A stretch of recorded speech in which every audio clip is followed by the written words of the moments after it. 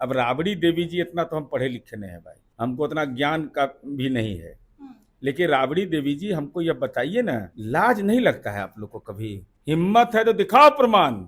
ऐसे ही अनर्गल बिना मतलब के एकदम मैंने लूट करके लूट राजकोष का मचा दीजिएगा। अरे छोड़िए ना भाई, कोई औरत नहिरा में अपन जमीन लिखवाएगी? ये ऐसा है कि नाटा चौधरी के चाचा थे, उनसे जमीन लिखवा लिया नौकरी के नाम पर। ही सब 160 पुलिस कर्मी लालू खानदान के सुरक्षा में लगा हुआ है।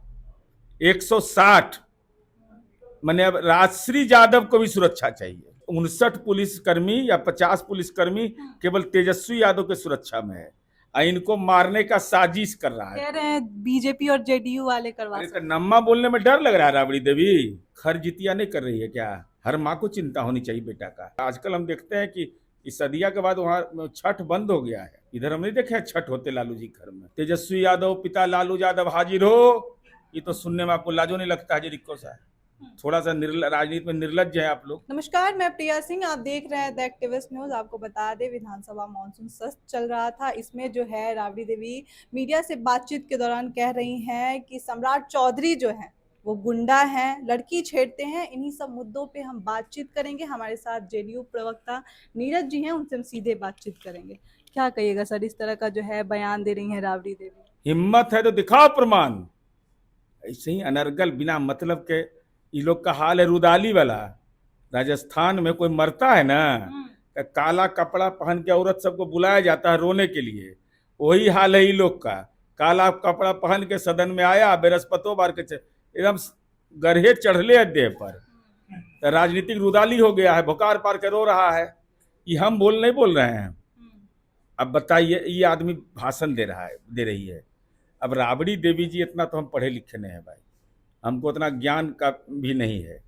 लेकिन राबड़ी देवी जी हमको यह बताइए ना, लाज नहीं लगता है आप लोग को कभी? 160 पुलिसकर्मी लालू खानदान के सुरक्षा में लगा हुआ है। 160 मैंने अब राजश्री यादव को भी सुरक्षा चाहिए। उनको भी सुरक्षा? जी, उनको भी, वो भी लिए हैं। हम बोलते तो ऐसे ही है, नहीं तो हिम्मत है तो खंडन करे तो हमारे बात का। हम पुलिस बल का नाम रखे हुए हैं, महिला पुलिस बल है, नाम रखे हुए कौन है इसके साथ? लाज नहीं लगता है? अब कल कहो हमारे बेटो बेटी के दे दीजिए, लालू जी कहे हमारे पोतो पोती के दे दीजिए। एकदम मैंने लूट करके लूट राजकोष का मचा दीजिएगा। कौन गुनाहगार है? अगर 159 पुलिसकर्मी या 50 पुलिसकर्मी केवल तेजस्वी यादव के सुरक्षा में है, इनको मारने का साजिश कर रहा है। कह रहे हैं बीजेपी और जेडीयू वाले करवा सकते हैं। नम्मा बोलने में डर लग रहा है राबड़ी देवी? जैसे हम कहाँ डरते हैं कि आपको महुआ बाग में किला बन रहा है पटना में, 43 बीघा पटना में जमीन है, हमको तो बोलने में कभी दिक्कत नहीं होता है। फ्रेंड्स कॉलोनी में आपका दिल्ली में है, आपको मुजफ्फरपुर में 25 बीघा है एनएच पर, कि कहाँ हमको बोलने में दिक्कत होता है? कुर्नी के पास औरंगाबाद में जमीन है, गोपालगंज में जमीन है, कहाँ डर लगता है? मंगरू राय लालू जी के बड़े भाई थे, आपके भैंसुर थे, और उनको उनकर बेटवा से भी नौकरी लगा, ओकरो जमीन में लिखवा लिए। उनका भी जमीन? जी, मंगरू राय का 4 कट्ठा, और उन्हीं के घर की पुत्र बधू है गुंजन यादव, इसको नीतीश जी ने नौकरी दिया, 1 कट्ठा जमीन नहीं लिखना पड़ा। अरे छोड़िए ना भाई, कोई औरत नहिरा में अपन जमीन लिखवाएगी? ये ऐसा है कि नाटा चौधरी के चाचा थे, उनसे जमीन लिखवा लिया नौकरी के नाम पर। ये सब अनर्थ किया है भाई, एकदम दुर्गंध फैला देता है। मुख्यमंत्री जी कल बोले नहीं, खाए खाए करते रहता है, कल ही ना बोले सदन में कि खाए खाए करते रहता है। आई कह रही है कि सुरक्षा पर हमारा बेटा को 4 बार, अरे तब रुद्राभिषेक करवे करते हैं, पूजा पाठ में पहले वाला बात तो है नहीं। खरजितिया नहीं कर रही है क्या? हर माँ को चिंता होनी चाहिए बेटा का। खरजितिया करोगे? अब आजकल हम देखते हैं कि इस सदिया के बाद वहाँ छठ बंद हो गया है। इधर हम नहीं देखे छठ होते लालू जी घर में। तो ये सब चीज पर भी परंपरा का पालन करते रहिए। और अगर बिहार पुलिस नाकाम है तो इसका 2 तरीका है। पहले किस थाना में सनहा दिया वो दिखाओ, कहाँ कौन सनहा देंगे ना भाई, हम पर खतरा होगा तो। दूसरा, मुख्य न्यायिक दंडाधिकारी के यहाँ सीजीएम के यहाँ आवेदन देंगे, तो आपको तो वकील का फौज है और आपको कोई लाज भी नहीं है। तेजस्वी यादव पिता लालू यादव हाजिर हो, ये तो सुनने में आपको लाजो नहीं लगता है? रिक्को सा थोड़ा सा राजनीति में निर्लज्ज है आप लोग, इसलिए हम कहेंगे ये दोनों काम कर दीजिए और बिहार पुलिस की सेवा को लौटा दीजिए। क्या बिहार पुलिस जो है सक्षम नहीं नहीं, है सुरक्षा उन्हीं के नजरों में ना, वही कह रहे हैं कि बिहार पुलिस नाकाम है, तो खा भी रहे हैं ढकर भी नहीं रहे हैं। भाई बिहार पुलिस की सुरक्षा भी आप ले रहे हैं, तो सुरक्षा लौटा दीजिए। और लालू जी साक्षात विराजमान है ही, लालू जी से पूछिए ईमानदार कार्यकर्ता कौन कौन है।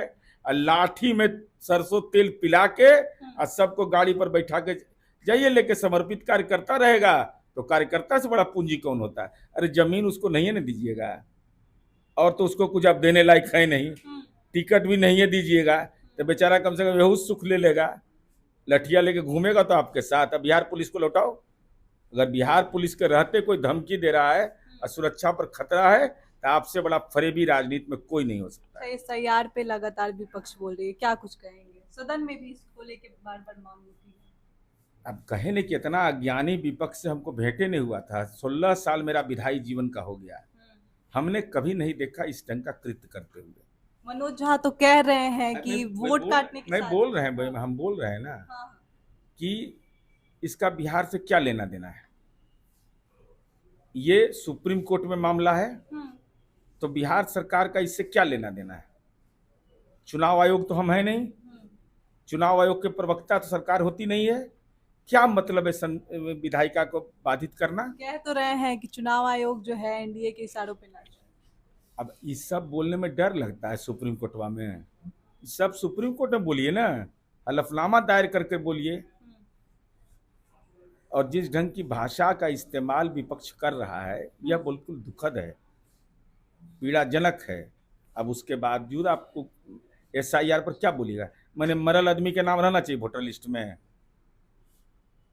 एक ही आदमी मनेर में रहेगा, दानापुर में भी वोटर रहेगा, ये रहना चाहिए। एक ही आदमी पटना में भी रहेगा, मोकामा में भी रहेगा। मैंने कहीं शरीर रहेगा, कहीं आत्मा रहेगा।